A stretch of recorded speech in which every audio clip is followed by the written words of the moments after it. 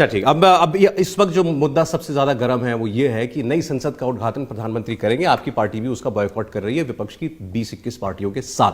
BJP कह रही है ये नरेंद्र मोदी से नफरत का सबसे बड़ा सबूत है। प्रॉब्लम ये नहीं है कि उसमें राष्ट्रपति को क्यों नहीं बुलाया गया, प्रॉब्लम ये नरेंद्र मोदी उद्घाटन क्यों कर रहे हैं। पहली चीज तो यह है कि भारत का संविधान ये कहता है कि जो राष्ट्रपति होते हैं वो हेड ऑफ द स्टेट होते हैं। हमारे देश के पहले citizen, first citizen of India और हेड ऑफ द स्टेट राष्ट्रपति होते हैं। राष्ट्रपति किसी पॉलिटिकल पार्टी के मेंबर नहीं होते हैं। राष्ट्रपति इस संविधान की और देश के लोकतंत्र की रक्षा करने के प्रतीक होते हैं। देश का संविधान का आर्टिकल 79 कहता है पार्लियामेंट का अर्थ है लोकसभा, राज्यसभा और राष्ट्रपति। आज अगर इस देश में राष्ट्रपति देश के नए संसद भवन का उद्घाटन नहीं करेंगे तो कौन करेगा। राष्ट्रपति की जो उपाधि है सौरभ भाई, वो प्रधानमंत्री, काउंसिल ऑफ मिनिस्टर्स, मुख्यमंत्री, आर्मी के तमाम जनरल्स, इन सबसे कहीं ऊपर है। और ये उपाधि जो राष्ट्रपति की है, ये इतनी बड़ी उपाधि है कि सदन को बुलाने का और सदन ठीक से संचालित हो, इसकी तमाम अथॉरिटी राष्ट्रपति के पास होती है। अगर संसद भवन कोई कानून पारित करता है, वो कानून पे जब तक राष्ट्रपति के हस्ताक्षर नहीं होते हैं वो लागू नहीं होता है। और प्रधानमंत्री के मंत्रिमंडल को शपथ दिलाने का काम भी राष्ट्रपति करता है। तो राष्ट्रपति ही इस देश के अथॉरिटी के मामले में, उपाधि के मामले में सर्वेसर्वा है। इसीलिए हमारा यह कहना है कि राष्ट्रपति को ही संसद भवन का उद्घाटन। देखिए, क्योंकि ये बहस बहुत बार हो चुकी है सबके साथ कि भाई बीजेपी ये कहती है कि इतने राज्यों में ये विधान भवन बने तो किसने किया उद्घाटन किया, किसने वहां पर पत्थर लगाया था। मैं इसमें नहीं जाता, आपकी बात को सच ठीक मान लेता हूं कि आपका तर्क ठीक है, चलिए आर्गुमेंट से। लेकिन तब भी क्या देश की नई पार्लियामेंट के उद्घाटन का बॉयकॉट करना ठीक है?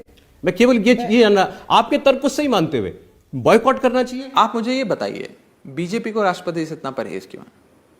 मैं तो मैं पूछना चाहता हूं, आपके माध्यम से बीजेपी से पूछना चाहता हूं, अगर बीजेपी के नेता ये कार्यक्रम देख रहे होंगे, मैं उनसे पूछना चाहता हूं। उन्होंने अपने विवेक से फैसला किया, वो कह रहे हैं ये स्पीकर का फैसला है। उन्होंने कहा ये स्पीकर का प्रेरोगेटिव है, स्पीकर ने तय किया है। मैं उनके विवेक के कई और उदाहरण आपको और देना चाहता हूं। इस देश के नए संसद भवन की जब नींव रखी गई, जब उसका शिलान्यास हुआ, तब इस देश के एक दलित राष्ट्रपति थे रामनाथ कोविंद जी, उनको नहीं बुलाया गया उस सम्मेलन में। उद्घाटन तो छोड़िए, उनको बुलाया तक नहीं गया, न्योता नहीं दिया गया। जब वॉर मेमोरियल इंडिया गेट के भीतर एक बहुत बड़ा वॉर मेमोरियल बना, उसके उद्घाटन की बात हुई, एक दलित राष्ट्रपति थे रामनाथ कोविंद जी, उनको नहीं बुलाया गया। राम मंदिर की, अयोध्या में राम मंदिर की नींव रखने की शिलान्यास की बात आई, वहां पर इस देश के दलित राष्ट्रपति रामनाथ कोविंद साहब को नहीं बुलाया गया। आज जब नए संसद भवन की उद्घाटन की बात होती है तो यह पता लगता है कि इस देश की पहली महिला, अनुसूचित जाति, आदिवासी वर्ग से आने वाली, एक एसटी समाज से आने वाली एक महिला जो देश की राष्ट्रपति है, उनको निमंत्रण तक नहीं दिया जाता। मेरा बीजेपी से सवाल है, क्या उन्हें एससी एसटी समाज से कोई परहेज है? क्या वो एक दलित राष्ट्रपति या एक आदिवासी राष्ट्रपति को ना शिलान्यास में, ना ही उन्हें इस नए संसद भवन के उद्घाटन में बुलाना चाहती है? क्या उन्हें परहेज है?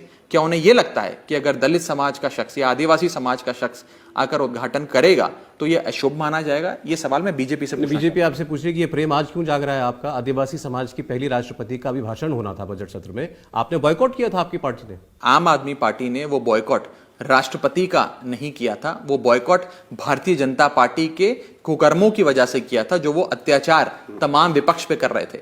आज नए संसद भवन की, आम आदमी पार्टी को छोड़ दीजिए ना, आम आदमी पार्टी जाती है कि नहीं जाती तो छोटी सी बात है।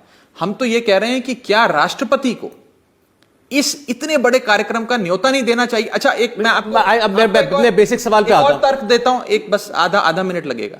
झारखंड विधानसभा के भीतर एक छोटी सी नई बिल्डिंग का उद्घाटन होना था, आज से 2 हफ्ते पहले की बात है शायद, अगर मेरी याददाश्त मेरा साथ दे रही है तो। उस छोटी सी बिल्डिंग के उद्घाटन के लिए राष्ट्रपति जी को भेजा गया, राष्ट्रपति जी को भेजा गया, राष्ट्रपति जी गए। अब राष्ट्रपति जी राजभवन से, अपने घर से निकलकर 1 किलोमीटर दूर नए संसद भवन का इनॉग्रेशन करने नहीं आ ऐसे सकते। तो तमाम उदाहरण वो गिना रहे ना। अमित शाह जी ने छत्तीसगढ़ विधानसभा का बता दिया, झारखंड विधानसभा का बता दिया, असम में बता दिया जब विधान भवन बन रहा था तब किसने किया था, मुख्यमंत्री कर रहे थे या सोनिया गांधी को बुलाया गया था, कहीं राहुल गांधी चले गए थे, कहीं मनमोहन सिंह चले गए थे। बीजेपी तो ये कहती है ना हम तो कांग्रेस से बेहतर हैं, इसीलिए तो वो सरकार में आए। ठीक, मैं बार-बार- बीजेपी कम से कम राष्ट्रपति को तो बुलाए आपने उद्घाटन भी में। हमेशा हाई मॉरल ग्राउंड की बात की है ना, तो मैं इसलिए पूछ रहा हूं बार बार, दुनिया में ये संदेश देना कि आप बॉयकॉट कर रहे हैं देश की पार्लियामेंट का। आज मैं कोई फॉरेन अखबार की हेडलाइन पढ़ रहा था, उसमें लिखा था Modi to inaugurate India's new controversial new parliament. So controversial, अभी से उसको कंट्रोवर्शियल बताने लगी विदेश मीडिया। कंट्रोवर्शियल बनाया किसने? आप राष्ट्रपति को बुलाइए ना, क्यों नहीं बुलाते राष्ट्रपति को? आप बॉयकॉट करेंगे, इतना क्यों परहेज? आप बॉयकॉट ही आप करेंगे। राष्ट्रपति को बुलाइए, हम सब आएंगे, तमाम विपक्षी वरना दल आप लोग आएंगे, नहीं जाएंगे। हम सारे विपक्षी दलों को अनुरोध करेंगे आने के लिए। मैं बस एक सवाल जरूर पूछिएगा, आप तो शाम की बहस भी अपने चैनल पे करते हैं बीजेपी से, कि क्यों एक दलित राष्ट्रपति रामनाथ कोविंद को शिलान्यास में नहीं बुलाया गया, और क्यों एक आदिवासी राष्ट्रपति मुर्मू जी को आज इतने बड़े उद्घाटन में, इतने बड़े समारोह में, न्यू पार्लियामेंट के इनॉग्रेशन में नहीं बुलाया गया? क्या आदिवासी समाज और दलित समाज के आने वाले लोगों को लेकर बीजेपी के मन में कोई परहेज है? क्या उन्हें अशुभ मानती है? ये सवाल मैं बीजेपी से पूछना चाहता हूं।